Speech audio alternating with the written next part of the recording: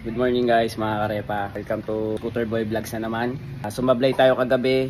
Hindi naman tayo literally sumablay. Grinder natin sumablay. Kita ko sa inyo yung mga gagawin natin ulit mamaya. At yung mga konsepto ng nasa isipan natin. Dito nga mga karepa, natabas ko na yung stock sigonyal ng DU2. Ayan na yung kinalabasan niya. At dito, ganyan ang kalalabasan niyan. Bali, gagrinderin ko na lang yan para magkaroon siya ng slot dyan. Dito nga, gagrinderin ko na siya mga karepa. Medyo may katagalan pala yung proseso na to mga karepa. Pero okay lang, at least medyo makakatipid tayo. Itong idea natin mga idol, pwede pa nating bagu-baguhin yan. Depende pa sa disenyo na gusto ko. At kung ano pa yung mga pwede kong idagdag. Wala naman tama't mali rin dito mga karepa. Kahit hindi 100% na maganda ang kalalabasan nito, at least magagamit natin. At syempre, yun naman talaga ang purpose natin dito. Yung magamit natin tong tools na to na ginawa natin. At syempre, iba rin yung pakiramdam ng ikaw yung naka-accomplish or naka-achieve ng ganitong klaseng bagay na ikaw ang gumawa. At dito nga mga karepa, binubutasan na natin ginagawa nating tools. May parting matigas at may parting malambot.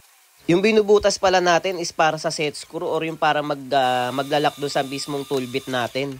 Grabe, nakatatlong drill bit ako dyan, naputol. Tapos yan, ininitan ko na para magbago yung temperature at nung harden ng steel. Bali, rough cutting pa lang ang ginawa natin dito at papantayin pa natin yan ng mano-mano. Hanggang dito na lang tayo ulit mga idol, mga karepa. Maraming salamat sa pagsusuporta nyo. At huwag nyong kalimutang ulit i-like, i-share at i-follow yung page natin. At ride safe sa inyong lahat mga idol.